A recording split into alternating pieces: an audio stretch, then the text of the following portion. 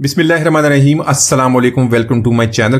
तो दोस्तों, आज हम बहुत ही मज़ेदार मूली की चटनी बनाएंगे। तो ये मूली की चटनी इतनी फ़ायदेमंद होती है, खाने में बहुत ही लाजवाब होती है। इसके बहुत सारे फ़ायदे हैं, हाजमे को दुरुस्त करती है, मैदे और जिगर के लिए बहुत ही फ़ायदेमंद है। इसके अलावा यूरिक एसिड जिनका बढ़ाता है उनके लिए भी बहुत ही फ़ायदेमंद है, इससे बहुत ही फ़ायदा आप उठा सकते हैं। तो आजकल तो वैसे भी सर्दियों का मौसम आने वाला, तो ये मूली आपको बहुत ही आसानी से मिल जाती है। इसका टेस्ट भी बहुत ज़बरदस्त होता है। तो आपने मूली से इसकी बेहतरीन लाजवाब चटनी बना के इसको ज़रूर ट्राई करना है। तो यहाँ पर सबसे पहले हमने मूली लेनी है, इसको हमने छील लेना। छीलने के बाद इसको हमने छोटे छोटे पीसीज में काट लेना है। तो इसी तरह आपने मूली से पराठे भी बनाए होंगे या मूली का सालन भी बनाया होगा, लेकिन ये मूली की चटनी है तो ये बहुत ही लाजवाब हमने आज इसको बनाना है, बहुत ही टेस्टी। तो दोस्तों, आज की हमारी रेसिपी बहुत ही मजेदार बनने वाली है। वीडियो को अंत तक देखिएगा, लाइक और कमेंट जरूर कीजिएगा। अगर चैनल को सब्सक्राइब नहीं किया तो सब्सक्राइब कर लें ताकि आने वाली तमाम वीडियोस आपको मिलती रहें। तो इसी तरह हमने यहाँ पर 2 मीडियम साइज के टमाटर ले लिए हैं। टमाटर को हमने इसी तरह छोटे पीसेस में काट लेना।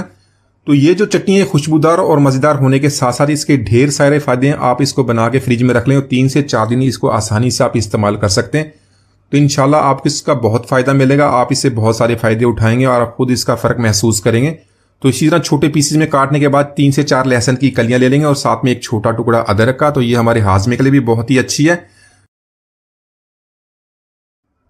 तो इसके अलावा यहाँ पर हाफ घटी जो है हमने सब्ज धनिया के ले ली है। सब्ज धनिया डालने इससे टेस्ट और भी बढ़ जाएगा। साथ में सब्ज मिर्च लेंगे 2 से 3। आप अपने टेस्ट के मुताबिक इसको जितना तीखा करना उसको कम या ज्यादा कर सकते हैं।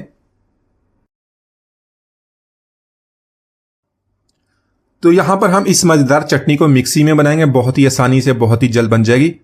तो आप इस चटनी को सिलबट्टा या कुंडी में भी कूट के बना सकते हैं। अगर आपके पास कुंडी है तो इसको कूट के बना लें, उसमें थोड़ा सा टाइम ज्यादा लग जाएगा लेकिन टेस्ट बहुत ही बेहतरीन बनता है।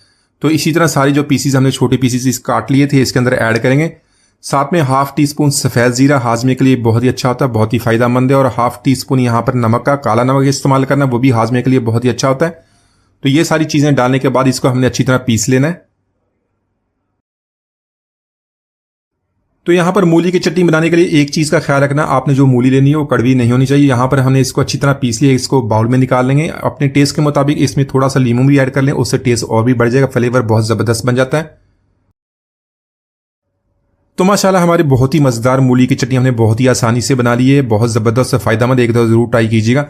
उम्मीद आज की रेसिपी आपको पसंद आएगी। मिलते हैं अगली वीडियो तक, इजाज़त दीजिए, अल्लाह हाफिज़।